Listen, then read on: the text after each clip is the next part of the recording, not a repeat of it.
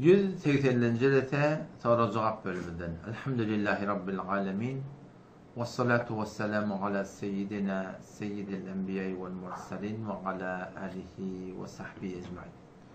Hürmetli Müslüman oğlum, bugün hem soru cevap bölümümüz avvalki soru ki dışarı yurttan soruldu. O şu ki bir adamın adına iki ad takmaklık ayıp var mı, ayıp yok.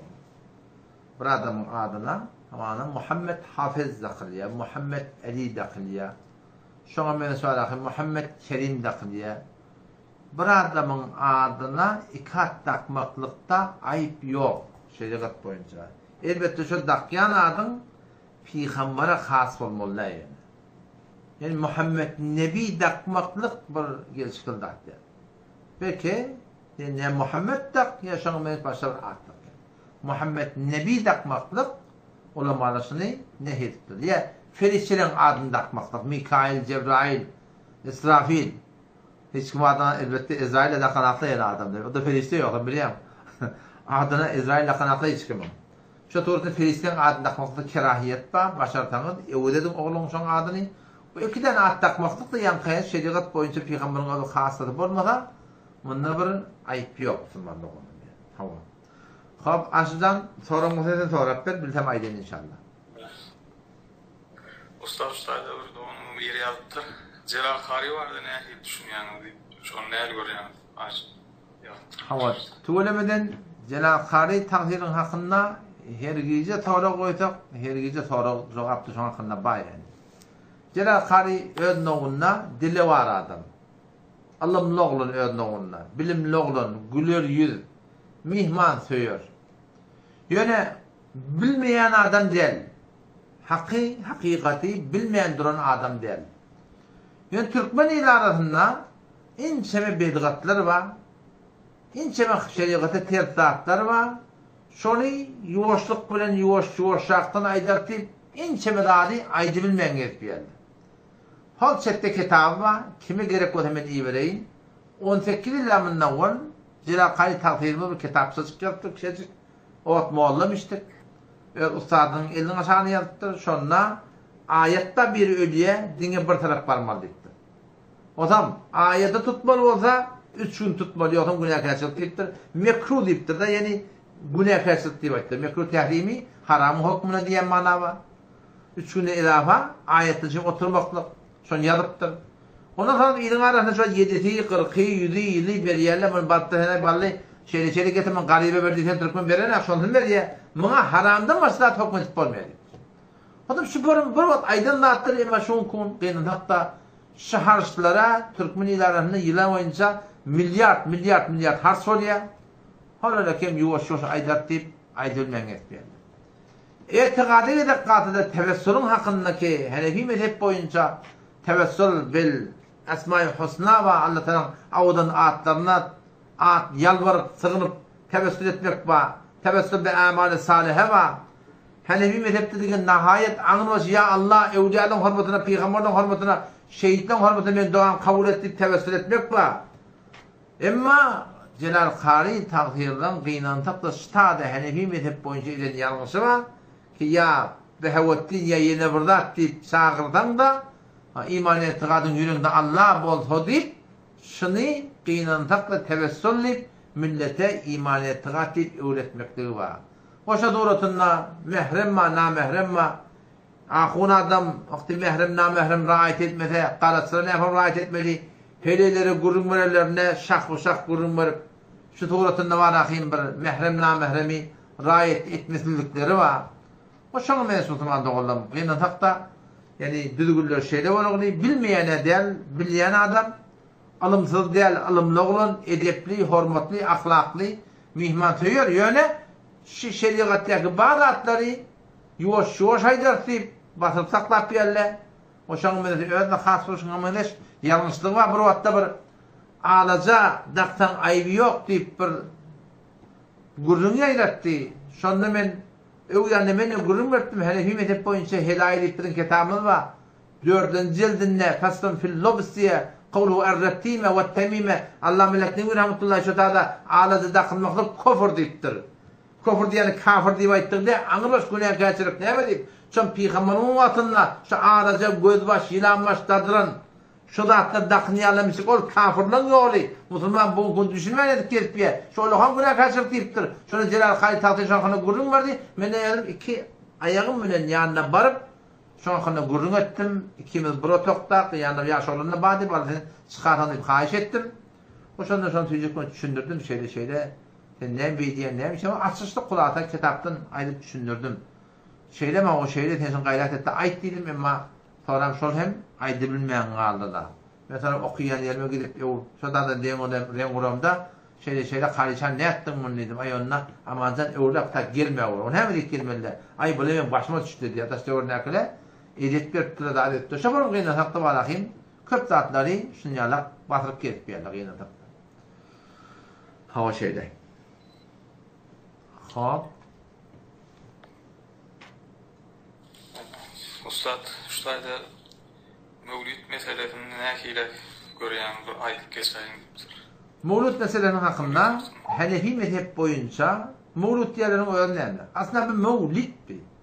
Mevlid-i Nebi peýgamberiň bolanyny diýip demir peýgamberiň bolanyny hamany Rabiul awwal aýyň 10-sy ýylda. Şu mezhep boýunça şowun temir jelese tutjak bolsaň o jelesende de hediyeke gatşmasyn, yer içer döker zatla bolmasyn, peýgamber ruhu gelýär diýip turmasynlar. Şoňa meňde şu arahym ýok sogaplary berdim bejertdim milletin horduna, millete arahym duýgusuna salmasynlar. Ýyla bir gün boýunça işe bolan iş amaly diýip ejada bar. Emma gyna hakda şu türkmen ilaryny okuyýan Mawlud Hany, awala bula muny ýyly 10 kay okuyýarlar. Mawlid-i Nebini mawlud etdiler muny. Cemedikler o adam marahim ýyly 10 kay okuyup berdi. Odam şol Mawlud Hany türkmen sahra türkmen ýaryna Hazrat Abu Bakr, Umar, Osman, Ali radiyallahu anhum o beýdi bir şey diýip ýok sogaplary şola aýtdy diýip ýalandan şolary söýýärler. Hiç asly ýok hakykatynda. İbn Hajar rahmetullahi aleyh şey diýipdir diýip bir kitap çykartdylar. O kitabyň hakykaty ýok hakykatynda. Oşoňa meňdeş Mawlud Hany jelesegeden eliden dogma bolýan, falan bolýan diýip şol hadisy okyp, hadis hakynda, dini jelesen hakynda, o bu da Mawludda şoň hakynda diýip şoňa ýorup da şol milleti hoş etmeklikleri. Wa Allah Taala gorýdym bular peýgamberiň ruhu gelýär diýip ahunaga endi mikrofon arapdyr, turmur wagt boldy, gelmen wagt boldy diýip suratyny milleti peýgamber ruhy hazır bolýar diýip turdymoklygy. Oşoňa mene şotada taam bişirip dad edip maňa bereket ýynýär diýip etiqad etmeklikleri. Oşoňa mene şol kitapçy mawludlaryna har defede men giba. Şoňma näçe sepetinde peýgamberimiz şoňa goşgo kulunyna, şygyr kulunyna peýgamberimiz ya Muhammed diýip bilenýärler. Halbuki peýgamberimiz ya Muhammed diýip aýtmak kullen haram. Peýgamberimiz ya Resulullah, ya Nebiyallah, ya Habiballah diýip öz goşgyňda, şygyryňda, hyýalyňda, fikriňde şu form ýüzlenmeli eger ýüzlenjekde bolsaň. Emma gyna hakda bolankyda adam şu form bir bolgulluk bar ki gyna hakda şuň şu okyp beren Mawlud Hany'di. Asıl şeriat boýunça gyna hakda dogry dädi. Ustad bir aýarlygymyzy ýazypdyr. Men ýollaşym ikilik etdi diýe men ýardymdan çykaryp bilemek, bagşlap bilemek diýe näme etmeli aýdyňsaň. Musulman dogumynyň bir soragy ki bir zenana aýarlygymyz adamym maňa hyýanat etdi diýär. Ikilik etdi diýäni başga bir zenana bilen tutulypdyrmy, başga bir zenanany ulada şöyle bir hyýanatyň üstünde, zadyň üstünde bilipdirmi, ýylyň arta jaý bolupdyr, ýylyň arta jaý bolmada, şu aýallygym şon bilipdir. Indi men şon bagşlap bilemek diýer. Dikkat musulman dogulmady. Ýalňyşmaýana ýok. Her kim ýalňyşýar, ýalňyş wata ýalňyş. Kädi ýalňyşlary bagşlamaklyk gyn bolýar dogry. Otam şu aýallygymy men netihatym şey. Eger şu adamyň sen şu eden ikiliginde, hyýanatynda çyndan ökülen bolsa, çyndan ýürekden gynanan bolsa, ewletde etjekkä diýip suratynda duran bolsa, amma Şafii rahmetullahi bir aýdan kep bar, bagşlyp da aýdan bolsa özde. İmam Şafii rahmetullahi bir aydan kefi var. Biri hava. Kahar gelmeli yerde kaharlanmadık adam eşek deyiptir. İmam Şafii rahmetullahi aleyh. Kahar gelmeli yerde kaharlanmadık adam eşek deyiptir. Bir adam anıdan bağışta deyip gelse, bağışlamadık adam da şeytan deyiptir. O da çok adeten adamın hulata bir yanlışlık ediptir, hayat bir yadayı boruptur. Bağışta deyip gelin olsa, öyle edecek ya diyeyim olsa, sen şunu bağışlamakla sana bir borç. Elbette, yüreğim edene aktiftir da, yürek etmeyen olsa, yüreği yaradan Allah Teala, şu vurdurtturun Allah Teala, oturdu doğat ya Rabbi Allah, ulan bana bağışla diyeyim, ettim ben bağışlamıyorum, ya Allah, men yüreğim ertsin hakkında ya Allah diyeyim. Men yüreğimi ya Allah bir, giyinmişlik bir, ben sana rahatlıkla bağışlayayım, yaradan ödüne, sığınsan yaradanın ödüne, inşallah ümit bak Huday'ta yaktılıktan, sen yüreğine yaktılıktan da yamaşladın mı, gülalalık inşallah Teala, bolur inşallah Teala. Ustadım yine bir soru var ustadı. Kıyamet barada bir ayetler aytanız deyip yaptım. Hava, kıyamet diyenleri evlep dirilmeklik. Her vakit, her zamanla kıyamete inanmayan adamlar da vardır, inanmayan adamlar da vardır. Odam inanmayan adamlara Allah Teala Kur'an'ı inçeme ayette şunu açıklap ayet. Ya eyyuhan nas in kuntum fi raybin minel ba'th fe inna halaknakum min turab thumma min nutfe thumma min alaka thumma min mudgatin mukhallaqatin ve gayri mukhallaka linubeyyine lekum ya eyyuhan nas ey adamlar zırlar gavatlayan kulak atın diye Allah Teala. Kıyamete anındıracak bu diye. Görmeyen duran kıyamet var. O dünya gidip gelen yekince Peygamberimiz bir gidip gelemler. Allah Teala'nın ödü gödü görünek Peygamberimiz Şemi Meraç'ta görüp dur gödü bilen. Şol Allah Teala iman, kıyamete iman, akıl bilen molya. Dua bilen molya. Ya eyyuhan nas. Allah Teala akıl verin oylan diye. Ananacak mı oylan diye. Ya eyyuhan nas. Ey insanlar zırlar. İn kuntum fi raybin minel ba'd eğer kuçeklerin şeklin olsa, entecik şeklin olsa, evlep dilenmekten hakkında oylanın diye Allah Teala neme oylanmadı? Ödün oylan diye. Ödün oylan. Ne yapar oylanmadı? فَلْيَنْظُرِ الْاِنْسَانُ مِمَّا خُلِقْ İnsan gözüdün kıyamata sın yakin edecek boza. Nemeden yaratıldı ödün gözde diye. Nemeden yaratıldı? خُلِقَ مِمَّا اِنْدَافِقُ ol yaratıldı şöyle döküp çıkyan tuğdan. Tuğliden çıkıyor. Yahrucu min meynis solmi ve teraib oltu çıkıyor. Erkadan birinin arasından, denananın kurtağının arasından. O da ne mi Allah? Cinsi katlaşık, tefekte solmaklık. O giyeceğin kalan kılığınla, günlerin yatılığınla, ne mi de olsa, yekelikte bolanla ya Rabbi Allah, öz pak kelamında, ne mi için getirdin Rabbimiz Allah Teala diye, şuna yakin et diye. Ne mi yakin etmeli? İnnehu bişek şol zati ki, bizi şu böküp sıkıyan tuğdan yarattı, şu birden bize tuğdan yarattı. İnnehu bişek şol Allah Celle Celaluhu, ala recihi le kadir, evlep diretmektige, yüdüğün kadirdir diye.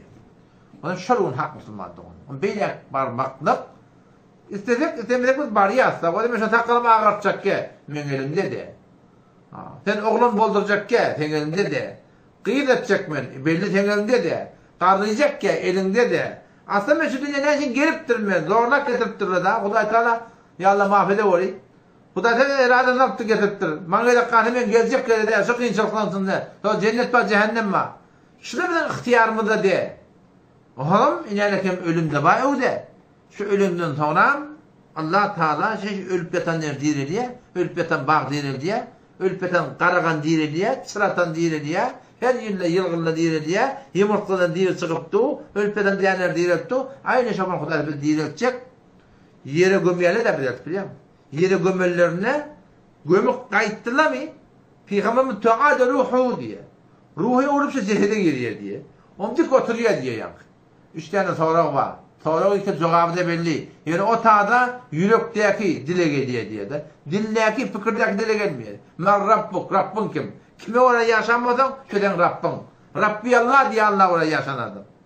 Men dinuk, dinin neyme? İslam'a oraya yaşanadım, İslam dinim diye. Men nebiyuk, peygamberin kim? Peygamberin oraya yaşanadım, Resul Muhammed Mustafa sallallahu aleyhi ve sellem diye. Şeylim Havva, şunda cennetten kafa açılıp, uçak ona cehennem koku diye diye. Oraya mı çıktın ya Havva?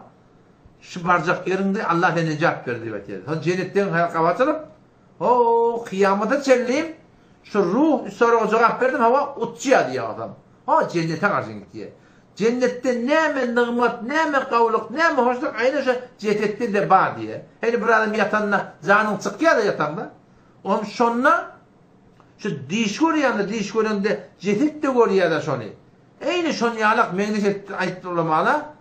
Ruh soruğa cevap veren çıkıyor alem o berzaka cennette buraya şunda näme nigmat bar, näme azap da olsa bar diye. Cevap verip bilmedik adama, önce cennetten kapatacaklar diye.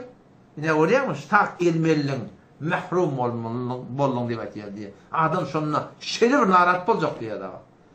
Yolak nezat yok, nemetler biliyor musun? İbrahim Peygamberi, Allah Teala'nın Peygamberi, Hazreti İbrahim Halilullah diyedirken, netiqat bir ya abati, inni qad ja'ani minel ilm, ya abati, la ta'budu şeytan, ya abati. Diyor dereceğini kurulmuyor ya da biliyor musun? Kulak atana eti kıyamet bulunna halife geliyor da. Hay, Allah rahmet eylesin. İbrahim sen diyor ki, İbrahim Peygamber'in yanına, oğul şu ümmetin ne mi diye kulak aşaklıktır diyor. Ben ne peyda var mı tabi? Kulak aşaklığın peyda diyor. Şu ne mi diye kulak aşaklıktır diyor. O zaman şu da cevap verip bilmeyen sonra cehennemde, lavurda duran o telek adamın ruhları yerin aşağına kildiye, siccinli diye. Ta kıyamet senin şotada. Saklanıyor. Qavadını otada. Qavnuğumut ala illiyin cennet aynen cennette de var. Telek adamın siccinne neme adap aynen cennette de var. Ta kıyamet boluyor. Kıyamet boluyor tüytük çalınıyor. Kabrada aplaba, nığmat aplaba, nığmatlaba tüytük çalınıyor. Hemmedat ölüyor sonra. Hemmedat ölüyor sonra. Yamaşan iklerin tüytük çalınanına Allah'ın emrini hemmedat değil diye. O zaman Sure Yasin'e geliyendir. Men ba'atena min merqadina diye de ülpeten adamlar bir de okuymadan kim uyandırdı diye. Oku ne oluyor? Hiç iki tüytün arasında biraz yatıptırlar ha. Rahat bulutturlar. Men ba'atena min merqadina kim bilir şu okuduğumdan turdu deyip yamaşan can yeriye. Ama şu yerin aşağına yani kertop toğun doğru ne yerin aşağına? Şu yerin aşağına bizim ruhumuz gelip cesede girecek. Aynı Hudaýyň emrini ýaman jeset şeýle, dogurlanyp şeýle göňe çykjak, atgyşyp görden tursa gerekdir diýen şu zady, adam turunda şu günün ýüzünden gumlar aýyrtyp, her kim burnuň uzuny ölecek diýe. Garamy akmy hadip diýe. Ýawma tabyaddu wujuhu wa taswaddu wujuh, kıyamatın olbrunike, ýatly olbrunike, tabyaddu wujuh ýüzler ak boljak, wa taswaddu wujuh ýüzler gara boljak. فَأَمَّا الَّذ۪ينَ اسْوَدَّتْ وُجُوهُهُمْ اِمَّا oradaki yüzleri kara boldular. Onlara ayrılacak. اَكَفَرْتُمْ بَعْدَ اِيمَانِكُمْ kafir bulunduğundan sonra اَكَفَرْتُمْ بَعْدَ اِيمَانِكُمْ musulman bulunduğundan sonra kafir bulunduğunu verecektir diye. Şu ne kadar musulmanlar var? Musulman dünyaya getirir. Musulman mı yaptırdı? Sonra Hudaýda kadın kafir de bulundu. O şolluk olmaya bakayım. Her kim burnun uzun ödep. Sonra yüzü ak oldu, hoş olup yüzü kara oldu. Hudaýda kadın cehenneminin alameti. Akla cennetinin alamatı sonundan o meydan mahşer yer kıyamet bolunna yarılacaklar biliyor musun? Restema'un şakkat ve alinet li rabbiha ve hukkat ve idel ardı muddet yer yarılacak ve elkat ma fiha ve tehallet yer içinde ne mutu okuyacak. La tera fiha ayvaca ve la amte yerin yüzüne hiçbir çöküklük olacak ki hemmesi tap olacak. Nogran şeklinde ak olacak. Hemmesi tap olacak. O meydan meşerşinerken Suriye, Şam maşatatı olacak adamda şeyler türlen gidecekler. O şu suratında imanlı adamlar Allah tebarek ve teala at uluğ verecek. At uluğ olup yevme nahşurul muttaqine ilerrahmani vefter. Yalla bir soru etin yani. At uluğlu edip bir meydana meşere gidecekler. Ve nahşurul mucrimine yevme idin zorka. Kafirler, adı musulman, pazarlar imanlı gidipdirler. Göllerin aşağı gök bulup meydan meşere baracaklar. Başaşak gidecekler dedi Peygamberimiz. Kelleri aşağı, ayakları göğünde. Nakat adamla yürüyecek ya. Sahabalan bir yarı sonra kelleri ne yapar yürümeliyiptirler. Peygamberimiz dedi ki vallahi ki ayağa kuvvet veriptir yürümektiler. Şorun kellerde kuvvet verecek yürümektiler. Adamlar olsa başaşak gidecek. Adam ne yaparım ölse şokurun göğünden kopacak diye. Peygamberimiz ne diyor? Kema tahyuna temutun. Ölçünü diyalak. Başla. Yaşayışını diyalak ölürsünü deyiptir. Bu ölçüme yani gördün kopardın deyipdir. O şotadan peygamberin sakalını koymaklık gerek. Peygamberin mene şop barmaklık gerek. Ayarlı oğlumu hicabını rahat etmeli bir fatva mene sormak barmaklık gerek. O şoturutunda o da ken yağdaylar var, kitap var, algıla var, bergile var, sırat köprü var. Ferişçilik asman yarıp nami amalın paylanmaklığı var. O şoturunda tağıman sırat köprü eteki cehennem, anırtı cennet, her kimin amalına göre şondan imanlı olsa tağıman geçecek. Yok etekası o da etekan ebedi cehennem olacak. Elbette imanlı adamlar ki imanlı gidiptir yani günahlar temizlik, namaz, ehlet, arada emirlerdir var.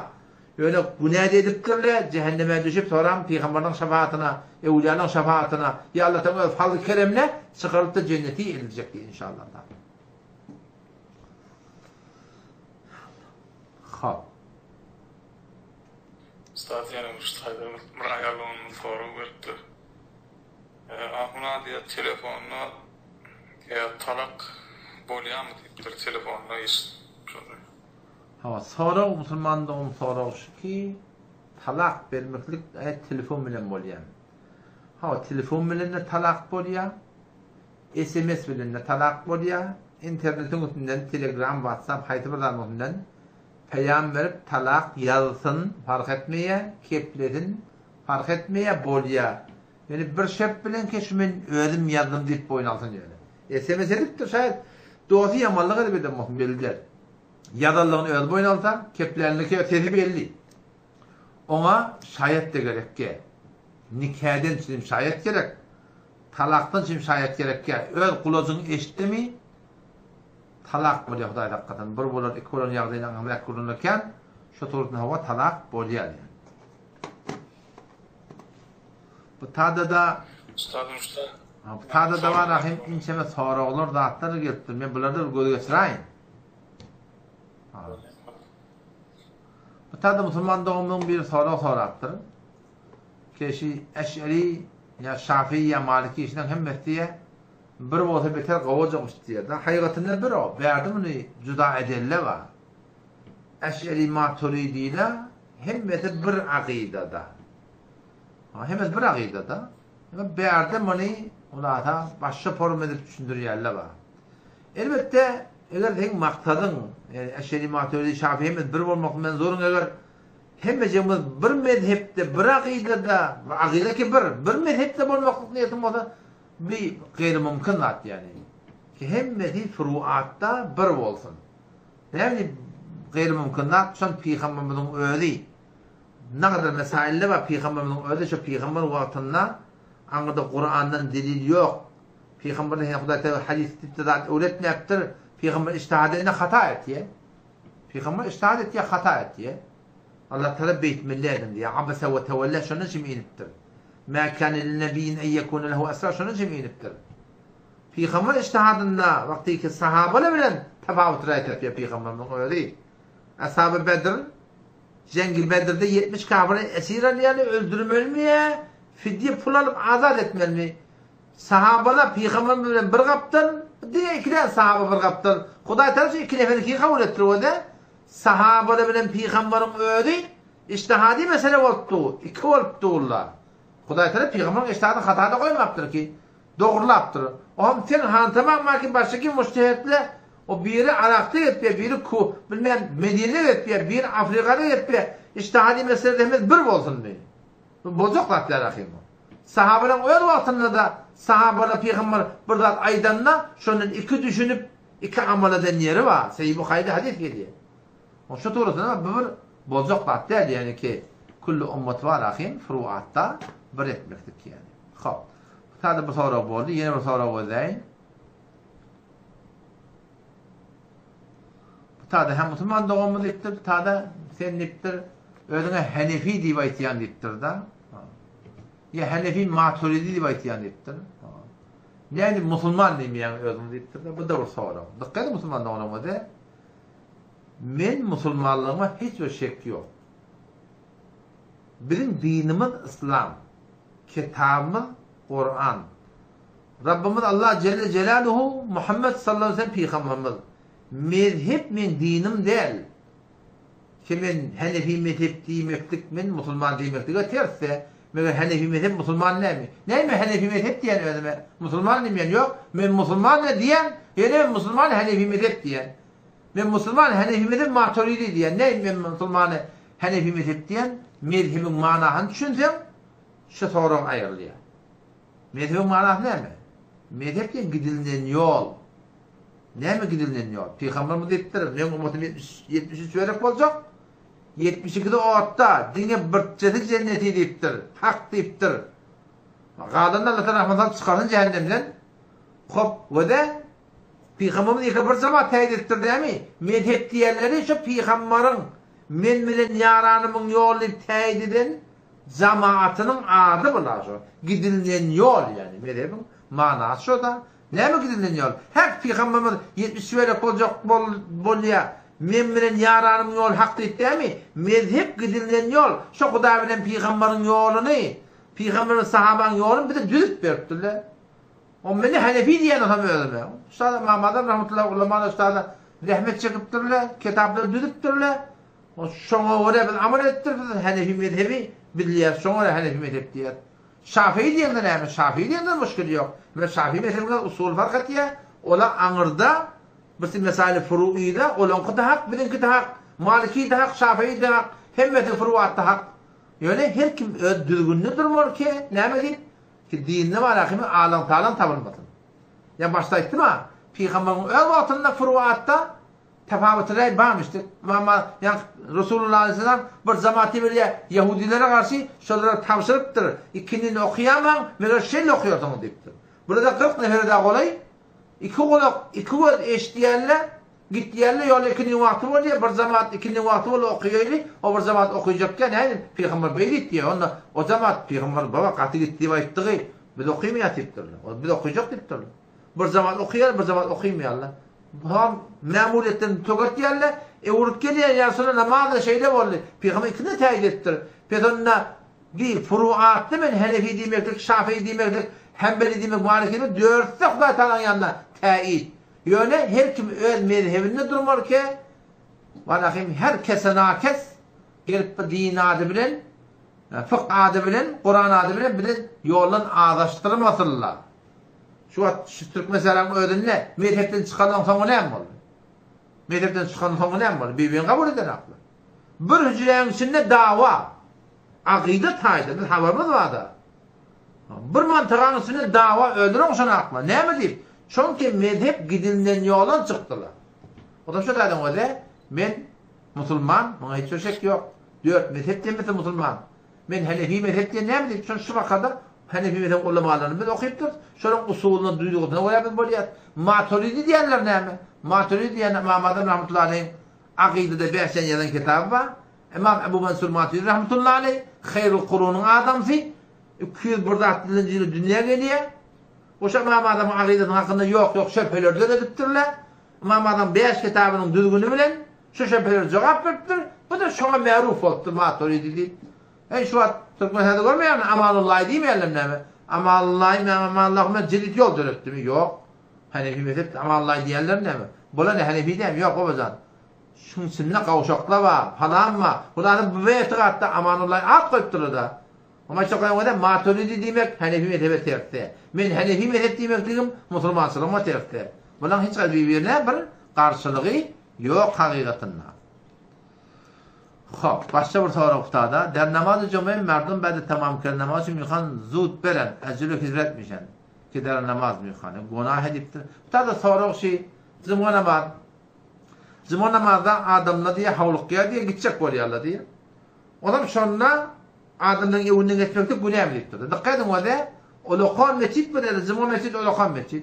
Haýsy bir mescidki Ulukan mescid diýip hesap edildi. 10 içinde 10 ya da beýlerin 10 metr, beýlerin 10 metr Ulukan mescid diýilýär. Haýsy bir mescidki Ulukan mescid bolsa, şu sen namazda dogda 2 tep ewde boş, ýani bir tep bar, 2 tep durjak adamlar bar.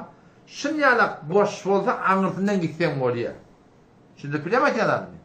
Ulukan mescidde namazda dogda zaman mescid bolsa belki mescid fark etmeýär. Ulukan mescid. 2 tep ewünden adamny geçjek bolsa aýby ýok. Bir görüm. Eger dogry okyp duran adamyň iş jaganda dogum.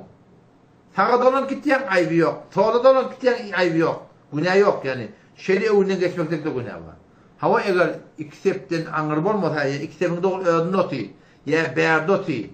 Şeyden, beylep geçecek olsa, Peygamberimiz şon günahının hakkında ayıptır. Eğer şon günahı, namaz okuyup adam önüne geçmekten günahı belli edilse, şol gören adam şu günahını 40 yıllap sommolup durur dikti şu günahın ola kolunu gördü, gen alıp dipti adam. Şu tortudan geçmeliler ya özür oldu. Hop. Hasan-ı Sabbah ayıptı ahl-i sünnet bu. Bunun hakkında ben agahim yok. Tarihin hakkında, bunun hakkında mesela bilemek. Sada Müslümanlığımız zımvan şeraitinin hakkında soraptır. O lokon ovurdu okuyup boluyam diye de. O da dıkkaydım. Ahl-i sünnette zımva, nire düşen hakkında iki tane kol var. Bir şu ki o lokon şehir olmalı, şehrdar olmalı, bağışlar olmalı, at saptırlayan yer olmalı. Bu hem medattı olmalı, bir kol şey. O bir kol yok, o lokon ova. Çünkü o lokon ova da diyeceğim. Bizim yolmamız var 1000'den iken, 1000 oydan iken. O lokon ova ki bütün milletin gerek dağıtları teraşkaridir, cuşkaridir, iyirdir, içerdir, hastakhanadır, dermangadır, tapılıp durma va şol ovada da okuymaklığa icazat ettirir ve fetva da sana verilirdi yani. O lokon ova şu barmasa irade yok yani. Hop, tamam.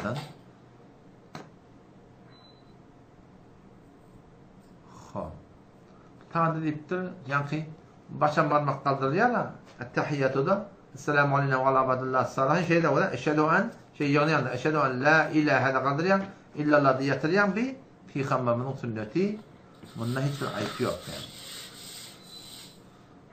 Hop, tahmir göreydim, neyme sonra var. Sana Müslümanlığımız bir, gengrat soraktır, işte, ne mi diye? Kaburda diye, mezhepten sorulacak mı diye da. Bizki Müslüman diye, kaburda sorulmayacak da ken kardeş. Eğer kaburda sorulacak gelip etmeli olsa, ene taqdiyen ettin mi etmedin mi? Kaburda sorulacak ya, onu ene taqdiyen etip vermedi onu. Halal idin mi, haram idin mi diye sorulmuyor. Hava. Persen aldın mı, almadın mı, reba aldın mı, sorulmuyor. Mescide bardın mı, barmadın mı? Kaburda nereden sorul var? 3 tane soru var. Eğer kaburdaki sorulacak deyip etmeli olsa onu kendi atlarına el çekme oluyor. Orada da sorulacak el çekmeli anlayın. Şeyde oluyor. Mezhebin manatı ama kardeş. Kaburda doğru mezhepten sorulacak. Mezhebin manatı gidilen yol. Zehebe yedhebu zehben ne var? Mezhebin manatı zehebe gitti diye. Yedhebu mire gider gitti. Mezhebin manatı gidilen yol. Ne mi gidilen yol? Peygamberimiz deyiptir. Men ummatim 70'i şöyle olacak deyiptir. Dine şon yekecen hak. Ya Resulullah hayt hak. Men bilen yaranımın yolu deyiptir. Şu men bilen yaranımın yolunu mamadan 4 mezhep gidiptirle, düdüp beriptirle. Mezhebin manası şu. Mezhebin manasını bilsem bu soru edilmeliler ki kaburda mezhepten sorulacak mı? Mezhep diyenleri gidilen yol bir düzgün iki elekten geçiriptirle, elle nevez edip beriptirle ki herkese nakes gelip Kur'an bilen, hadis bilen bize ağlamasınlar. Şu açık Türk mesela ihtilaf ne miden çürüyor? Mezhepten çıkıyorlar da. Mezhebin manası ne mi? Şu gidilinden yoldan çıkıyorlar. Evliyalar, ölüler çağırmanlayanlar. Gidilinden yolla var mı? Yok. Ayı 40'ı 100'ü yılı milyat harc ettiğiniz, eminle emin kabul olsun diyeniz, gidilinden yol iki mezhep var mı? Mezhepte yok. Mevlud haniniz var mı? Yok kardeş. Sufran başında emin kabul olsun mezhepte var mı? Yok.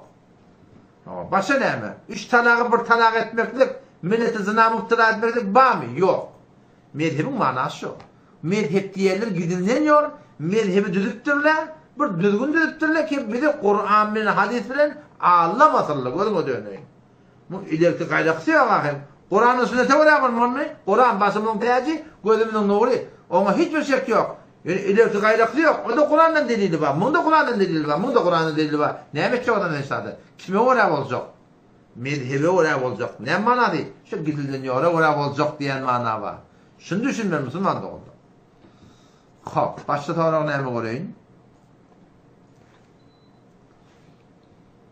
Bu taada kabradapda ne yapıp necat tapmalı deyipdir. Şeriata göre bolmaly. Şeriata göre bolmaklykda da her gece yatağında Sure-i Mulk okuymalı, yatmakan. Şoň bereketine inşallah imanly gittik necat tapar inşallah. Hop, tadan. Hop, kabrın hororluğu hakkında yan aylıp verdim.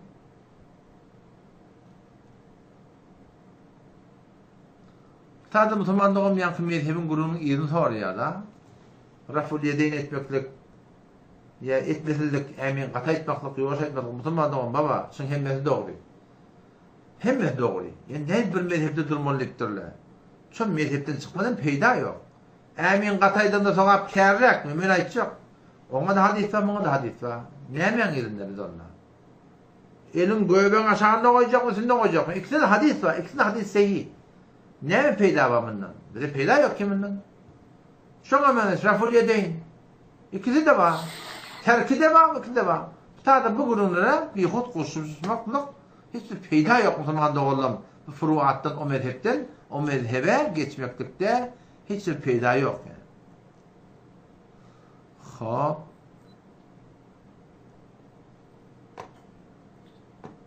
Taada Müslüman doğum burada soraptırım ben düşünmedim pul vermeklik deyip düşünmedim yani.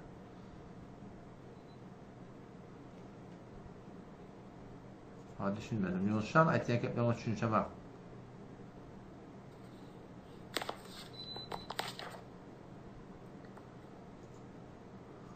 Kamil yazmana bir yadamda kamil yaz, düşünşeyi qavadım. Hop, cımgan gurunu aydıp verdim. Taada Allahu Ekber. Taada Müslüman doğumuz deyiptir da ki ne kadar adı Müslümanlar şu Yahudilerden, Sehyonistlerden defa ettilerdi, himayet ettilerdi diye de. Şolara ne mi diyeyim etti biliyor musun? Kafir kavvaran adam, kafiri teyit eden adam da kafir oluyor kardeş. Kur'an'da şu formülleri o da ya eyyühellezine amenu ey iman getiren adamlar la tettehidul yehude ve nasara evliya Yahudileri, Mesihileri dost tutulman ba'duhum evliya o bazılar kömekçisi ve men yetevellahum hekimse Yahudiler kavvarsa himayet etse fe innehu minhum birçok o da şolardan etti o da kaldı. Bu tefsiri Mahul Kur'an'la kullen kafir diyen cemaat bilen ne form katnasmalı ne form etmeli alt formda ediptir. Zahiri bir al-hüdür etmeklik şu form melil ve soramaklık nehlu kömek etmeklik mamul etmeklik kişileri icada kalben kavvarıp teyit etmeklik Müslüman doğan. Bu adam Müslüman değil yani.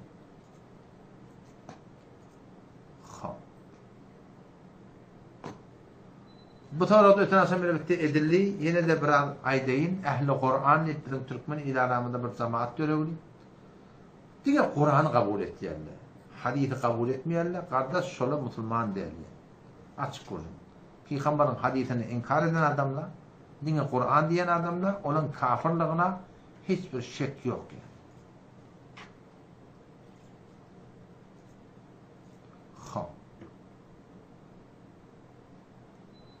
Bir Eşeri Maturidi'nin de gurun geçti. Bir Eşaran da gurun geçti. Hop. Taada başladı gurun tutan sonra. Hop. Aşıcan tanı nominni. Aydağa. Ustad Mustayda sigar var adaydır. Sigar var. So naf atmak neyme so.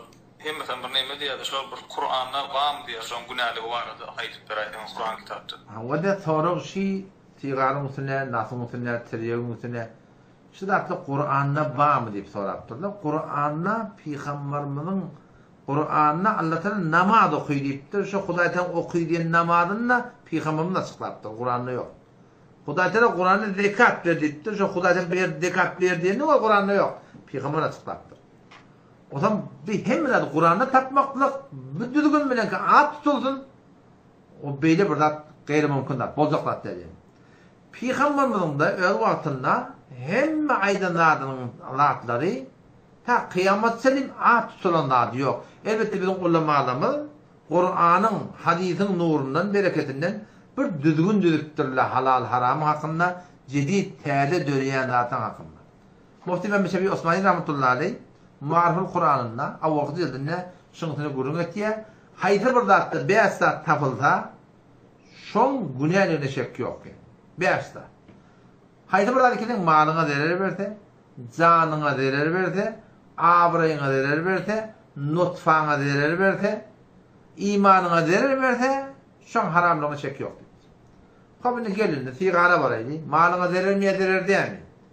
Men şu düýünden bir muhtemel çykaran ýülakanam otlap kıyamanyny çykayn, ama Allah'ın diýenipdir diýerler, muhtemel otlapdyr diýerler. Dem güne falança muhtemel otlap ketmeýär. Malyňa zarar diými? Hop nas näme? Malyňa zarar diými? Tanyňy bir da gatýarmy şondan. Yalandan türkmeniň agyna kep beripdirler, mäden suwuna diýen, mäden näme? Laqyllap bitan suwun üçin denmeger. Mäden yaradan öri. Nas eger şoňa peýda bolsa, Hudaý Taala hökm etmerdi siz nasatyň diýip. Malyňa derermi? Derer. Janyňa derermi? Derer. Nasat ýan adamda eňiňi de anny ütkeýär. Kule şekli ütkeýär bilýär. Ana abraýyňa gawdy. Abraýyňa derermi? Abraýyňa derer. Sigar çekýän adamyň ýanyna namaz okuyanda durup bolana. Nasat ýan adamyň abraýyňa derermi? Derer de ýeti gelýär. Ardy bilmenden sonra da Allah hoşy nasatmak dogry dogry däme nedir? Näme üçin dogry diýdi? Meni ördege mende söýýärdi.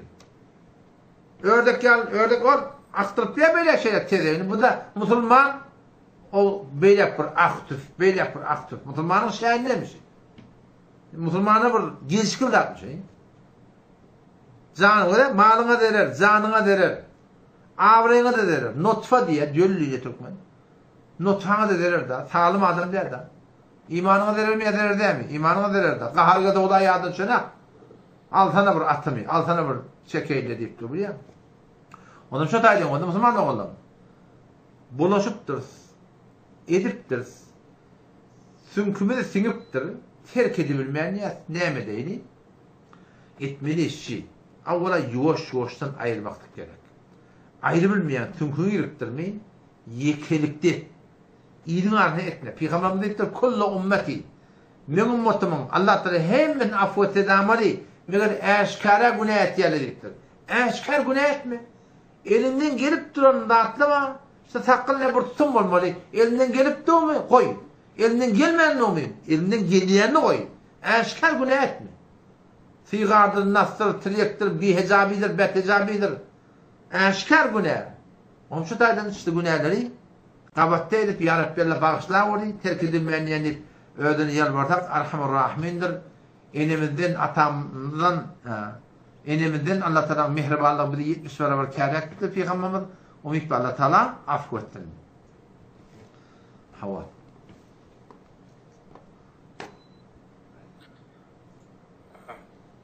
Ona şu soru. Ayda. Assalamu alaykum ahuna diýipdir.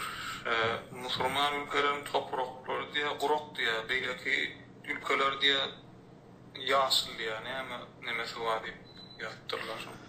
Musulman dogumyň soraşy ki musulman ýurtlygy gurak, ýani ýagyn kän ýagana kafirlara zatlanky ýaşyllyk diýipdir da. Elbette bu musulman dogumynyň aýtýany o jüri hem däl. Şu türkmen ili ýaşap ketýär. Ýagyn türkmen sährada da ýap ýaşyllyk ýer. O şoňa men eşwar ahim sen. Başyky nägadar ýurtlar bar. Musulman ýurt, Pakistanda bir bolup gördük. Şu Afganistan maştada, näme? Ya Türkiye bar. Şurada da hewra suwluk, awdallyk, baglyk, baksalyk ýer. Elbette bir zatda şu musulmandaň şona etjek bolýar muqadiýan. Şu kafirler şu wagt nygmaty gerek gadyr bizden ýewdi. Kafirler nygmaty gerek galsa bizden şu wagt ýewdi. Om näme diýip kafirler Hudaý Taala şu forum köpden köp nygmat beripdir bilýär. Bir tamam sabredin, bir ayet-i Kur'an var, şonu getirip başartam. Ya Allah yadım basaltam.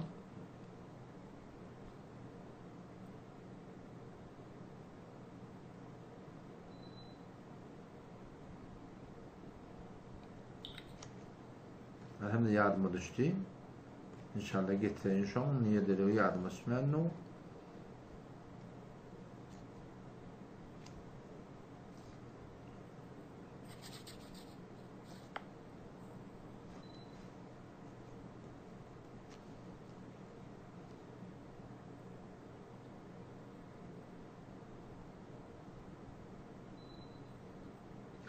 ayet gelmedi kelleme doğru. Hudaý tebarek we taala kafirlere hemen nimet berdi. Näme üçin? Çünkü Hudaý tebarek we taala düzgünçi. Her kim Hudaý Teala'nın kıymeti bolsa, kadri bolsa, erzişi bolsa, etken günahları delekli, şonu tutýarlar, daran diýen atan ýanyndaky öwrüsün diýip. Hemen bir adam Hudaýyň gözünden düşse, o başyny berýärler, näme etjek bolsaň eda diýen görüň. Adam kafir da Hudaý Teala'nın ýanynda ola hiç bir erzişi yok. Adam nimet olarak berdi. Peygamberimiz diýipdir. İza ra'allaha, her wagtki Hudaý Teala'nın mamulasy form görseň, bir birine beripdi diýär da. O da günahkarçılık bilen şu gözünden Hudaý Teala'nın gözünden düşeniň alamaty diýipdir. O kafirlerden nimetin köp bolýanlygynyň oloqan bir illetişi ki şolum şu dünýede tamam eden işleri berdiýe. Oşa doğrultunda musulmana kän gynçylykdan illeti näme? Şu ki musulmanyň imany bar, şu iman bolalyk derekli, şonu kakmalýarlar, horlaýarlar täkenemisin dolunsun bilýär. Şu mesal urma bolsa sen şu biriniň ogly bar. 5 oğlundan biri betel bolumsuz. Aytiya kulak atanak, diye kulak atanak, yençiye kulak atanak, ahir turur avurrak git, nirek gitten şonu gitti kavuşayarak, Allah Teala şu kafirler uğurlarına kavuli, ki şuna yati kıyametin öyle var, şu doğrultudan hiç burada kalmıyor yani. Hava şeyler. Ustad, daha bir doğumlu bir soraptır, haciptir, ahuna deyiptir, okuwa, aliyam haýyp beraýin diýip haýyş etdir bizden. Şu okuwa näle okut, şu golýan ka. Okutmaklyk biziň İran ýurdumyzda daşar ýurtdan geljeklere mümkin däl. Gynansak da bu döwlet tagamlygyň düzgünleri bar. O düzgünler bilen marahim okumaklyk bolmaýar. Elbetde daşar ýurtda okujak bolsaňyz, Afganistana gidip bilseňiz, Pakistana gitjek bolsaňyz, men tanışlanma, zatlanma, imodan, WhatsApp'tan atdan gelseňiz, elden gelýän kömegi, inşallah kanuny gitsen gelseňiz, edip bereýin inşallah.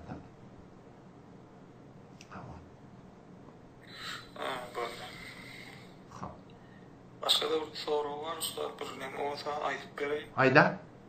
Şu bir doğumlu ýatyr da, şu öwliýalardan dilemek dogrudan gerek, ahuna diýip ýatyr.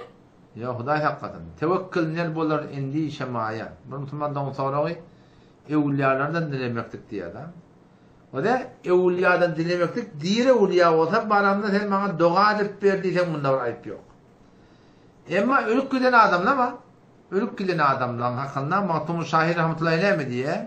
Tewekkül nel bolar indi şemaya. Gewüniň iýerme her haýty zaya. Barçanyň dayanjy kadir Hudaýa Allahdan özgäge töýenji bolmady. Dayanjyň töýenjiň gaýpdan dine Hudaýa bolmady. Bu dünýä alemy asbab we taqatta'at bihimul asbab. Ölümden sonra qat bolýar kullen. Bu dünýä alemy asbab eje onu getir, diýadam bunu getir, gylym onu getir. Bunda bir aýp ýok. Ebletesi ejeň diýäden gylyň da 2 kilometr aňyrda bolsa, sen görüp dursan, seni geçmeýän bolsa, şonda çağırmaýarsyň. Emma o dünýäň gurjany aleme gayb, aleme şahadet. Tana aleme şahadet, aleme gaybın vurun. O tada hiç bir ihtiyarı yok. Ferişteler halan işitmesen mi? Hiç kim. O tada hemen desturu o da şey. Şu an men Hudaý Teala ihtiyar bilen götürecek. Beylerini edecek, beylerini edecek. Hudaý bana doğru ettirden ihtiyar veripdir. Ama o tada aleme gaybde fakat desturu o da şey. Ferişteler la ya'sunallaha ma amarahum. Allah Teala'nın aydından çıkmayanlar ve yef'alûne mâ yu'menûn dini aydınlar etdiýärler ola. Ola perişteler şoforum. Aydınlar etdiýärler. O ne uýalar peygamberler şehitlik ola cennetde. Bizin habar da yok olana. Habarsız çağırmakyň näme manasy bar? Sure-i Ra'd'da gelýär 11-nji aýatynda lehu muaqqibatun insan için takip kılendeler var. İnsan için öwünden daşjawdan gelýärler var. Kim ola ferişteler?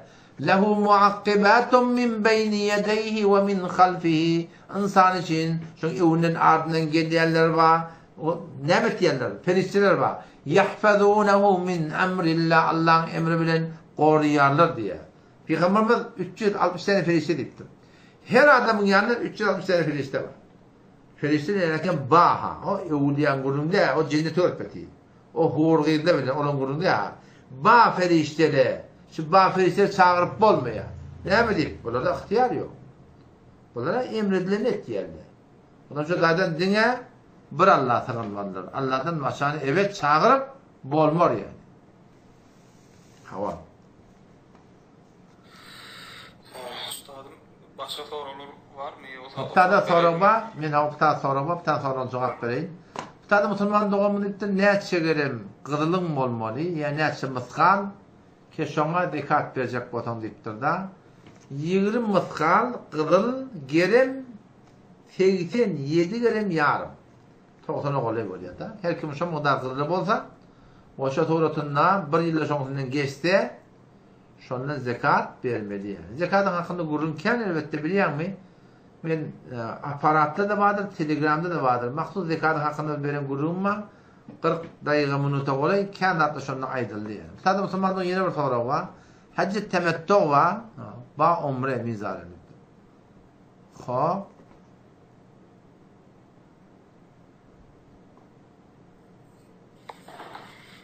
Tadı Müslüman doğum bir soru şey, hacc temettu ve umre var deyipdir da. Sogabının hakkında nagat fark var. Farz, hacc temettu farz bolýar. Umre nefil bolýar. Nefil bilen farzın sogaby hiç wagtda deň däl.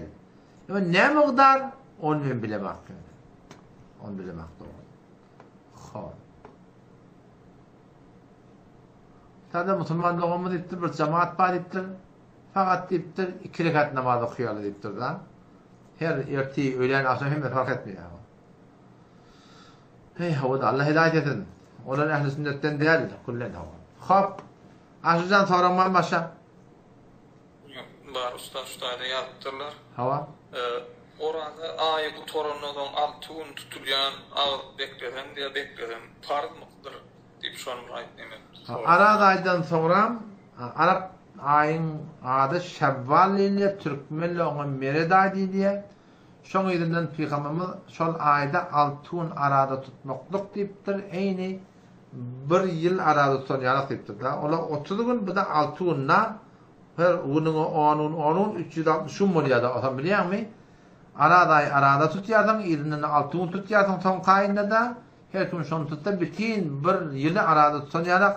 Allah Taala şoňa sogap berjek deyipdir. Elbette şu 6 gün tutmakluk nefil sogap da. Bir tutmamın günahkarçılığı yok. O 6 günler juda aýratyn tutmak gaw. Yani irdin tutanda ba, ejada ba, ýöne gawsyny hem juda tut. Yani aýratyn ama şemme, penşemme şeýle aralaşdyryp tutmakdyr. Şey gawrak elbette. Hop. Soru var okayım. Ayda. Ahunan selamun aleyküm deyipdir. Men edýän günahlarymı terk edip bilemek näme dua etsem bolar deyipdir. Müslüman doğumunun soruğu şey, etdiğen günahlarını terk edip bilemek, näme dua etsem gawular deyipdir. O da günahını terk edecek bolsak, terk edip de uzak gidecek bolsak, 3 iş etmeli. Awlasan dua etmeli. Ne Rabbi Allah di, Türkmen dilimini yalvar, namazyma kavuşak ya Allah men. Falan günah etdiyen ya Allah, falan iş etdiyen ya Allah. Ya Allah men bilýän günahlarını özüň ýalyma tawfik ber ya Allah. Men terk edeýin şonu. Türkmen dilini. Ahirinde salavat eder. Doğanda kabul olunip. Bu bol doğan. Baştaki gawa adamlara dua etdik de ayt. Etdiyen günahını aytmaýar. Men hakkında dua edewori. Menem kemçilikler var. Düzele orayın. Falan günah etdiýeni aytmalydyr hawa. Demesin doğrulayın. Stadi düzeli. Tam düzeyin yamaşdan sonra başlanmaydın bir yamaşdan kamil oturdum. Müslüman da onun sorusu var ki günah etdiyen günahını terk edip bilemek diye. Burada günahını terk edecek o da 3 iş etmeli. Awlasan dua etmeli. Dua edecek bolsam da näme dua etmeli gurum yok. Dua etmenin tertibi şey elin teriyardın ya Allah, ya Rahman, ya Kerim ne kadar Hudaýyň awdanan atlar var. Şolar sığınna ya Rabbi Allah, Allahümme salli ala Muhammed deyip salavat bir dua et Müslüman doğun. Ya Allah men falan günah etdiyen, falan iş etdiyen. Tawfik berýärmi terk edeyim. Aýryşaýyn ya Allah şundan dedi. Başka ýaşy adamlar bolsa olar dua edin maňa diýip. Kemçiligim var diýip etdiyen günäňi Allahdan başga adam aýtmalydyr. Mene iki bir ýol talgalmazak bolsa. Bu bol dua. İkireden gawa adamlar bilen gelmeli. Gawa adamlar namazly, dehretli bolmaly. Şeriata bir gaýym adamlar bolmaly. İmany kendin güýçli adamlar bolmaly. Cemaat tebliğ yanında olsa çıkın cemaat tebliğe. İmanını düzelir inşallah. İşte teleka adamlarını gören çekme. Teleka adamlarını gören çekme. Teleka diyenler bir namazla gelmeliler. Bir tezap bilen gelmeliler. Bir hesap bilen gelmeliler. Şu şeriatayı defneyen adamların gelmeliler. Selamun aleyküm ve aleykümselam geçtik. Bile başardığından olmalı. Şu iki şeyler inşallah son bereketine günümün düzelişiyor. Yani elbette burada yapma. Doğan edip durdım. Kavadan böyle gelip bir yan. Teleka adamı gören çekeyim. Yeni güne bulaşacağım. Namik olma. Peygamberimiz ittir da İzâ serretke hasenetu eden için seni hoş etti. Ve sâetke seyyâtu eden günahın seni narahat etti. Fe ente mu'min seni imal etti. Namik olma. Baza her an şahsi baza. Gel gebru Yahudu butperesti baza. İn dergahıma dergah namidiniz. Eğer sad bar tövbe beşkesi baza. Her zaman 100 taraf tevanda diyorsan, vakti ki şu günahını bilip de günahını yürekten kıynanayan, günahını edip de o halde biliyorsun kıynanayan, ama edip de okunayan, tövbeden yağdama. Allah Teala mehribandır. İnşallah sıratla bereketine bara düzeliyorsun. Elbette burada bak yani o da namazda kaim olmalı. Namazda düşünüp okuyorduk. Elhamdülillah emin yanında. Eminin manası ne? Kabul etti Allah dedim. Namazı bir düşünüp okuyorduk. Şu namazın bir deva dermancı. Bir duran nur şu. Gün be gün düzelirsin gidersin inşallah. Hava. Hava. Sonra soru var mı? İleride soru var. Tamam. Sonra başladı hava. Tadı soru var. Bir soru cevap vereyim. Tadı Müslüman doğamız iptir. İmam şuda ne? Bir kere yani kolla ayırdı onu. Polli. Miydi çıtır taraf. Sorumu düşünmedim Müslüman doğanım. Sorumu düşünmedim. Tadı Müslüman doğamız iptir. 90 yerim kızılım iptir. Ne kadar dikkat vermeli de 40'tan birim vermeli. 40 bin tümenden 1 bin tümenden. Şu tuğrutuna gidiveriyor. Şunu hesaplamalı. Anlatacak. Xo'p, so'rog'im bormi? Ustastayda bir soru veripdir. Ahunjan deyipdir. Sizin piriniz kim deyip soru veripdirler. Hava men pirimden sorapdylar ustadan. Kümmedin iler tarafında Hayrettin Şah hafizahullah. Men pirim takriben bir 70'ten Irak yaşlı adam. Afganistan'ı doğulurdun. Okuyup ahurluğun bir yanına varıptır. Nişkat okuyordum ben niye? O Moşe sahip ben neymeten kamil okumadım diyen günüm onu atam veriydi böyle ben çıktım deydi. Moşe torutunda pirimiz şotada elhamdülillah pirimiz daima adam bedgatlara muhalif. Moşe torutunda malakayım pir vurup dine bir Allah sığınmalı diye ayı 40'ı 100'ü yılı bunları atıl kabul edenek o şoğun mes Mevlut Hali'dir yine burada attır. Bunları da kabul edenek eyni men ne yaparım? Şol Moşe sahip elhamdülillah ayne malakın suretinde biz şoğun hak pir olandan şonu kabul ettik yani. Usta, Usta'da bir soru veripdir. Selamun ahuna deyipdir. Şu istihara ne bir aytıp beraysanız deyip haş ettirler istihara. Hava o da istiharan hakkında eğer telegramınız bolsa, WhatsApp'ınız bolsa, e-moduna gitmek gıyrak bolya. Men iyi verip başarıyan. İstihara diyenleri iki rekat nefil namaz okuyup işin Allah'a talmaklık. İki kişi bilen maslahat var. Bir Hudayın bendesi bilen, bir Huday'dan öyle bilen. Yallah mağfile var. Huday'dan da kişi değildi. Düşündürme onu Türkmen dilleri yapacağım ama. Huday taraf bendesi maslahatlaşıyan. Maslahat vermeden etmem. Peygamber ne diyor? İsterşedu ala akıl. Akıllı adam, bilimli adam, tecrübeli adam ile maslahatlaşın. Maslahatından çıkman nereye çıkardın dedi. Maslahatlaşıyan da alacak kıydığına, verecek kıydığına, öğleneceğine, alacak maşinine, tutacak yerine, hayır burada atla oraya, hayır şeyden bilemem. Maslahat bilmesene elçecek. Maslahat bilim, havanın adına maslahat bilim, Huday'ı tanımalı. Şayet taşıyacak içimi ölecek olsun belli değil. O iki rekat nefil namaz okuyup, Şu awdan dogaty var, ýa-da sen bilýän men bilebäk, sen kadyr men kadyrda, ýa-da sen uly farkyny diýen, ýa-da şu tutjak işim gitjek gerim. Näme bolsa dogat ýa-da haýr bolsa dünýäme, ahiretime ýa-da urukdur. Ýa-da şeň başyna taw diýen dogat ýa-da. Haýr bolsa diýir baryp görersiň, awdan derýa, ýaşyllyk, otluk, hoş bolup tursaň, ak könek görsem, gawlyň alamat. Ýok. Gowur kebir çapak. Şoňa meňdeş ot, ýylan, itjan gorkup ýüreň tawysa, haýr ýok, şonuň gewren çekmeli. Elbetde diş asyllar, Hudaýa şu ýüreň açylmasy bar, ýa ýüreň tutulmasy bar.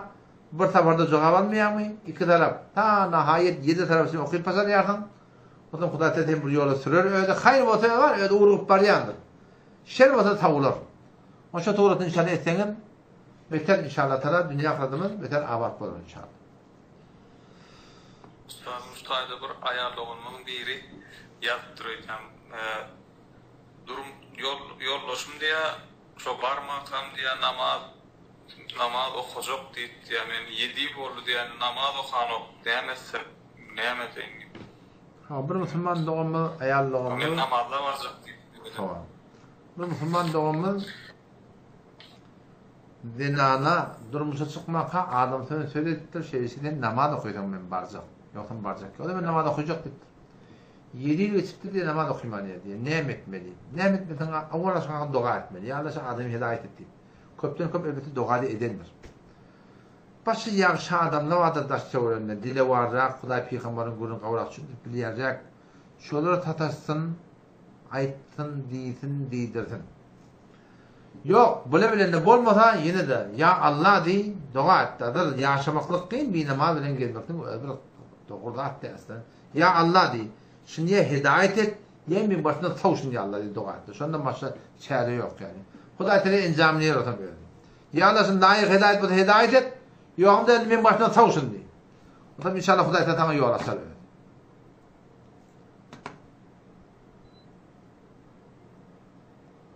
Ha.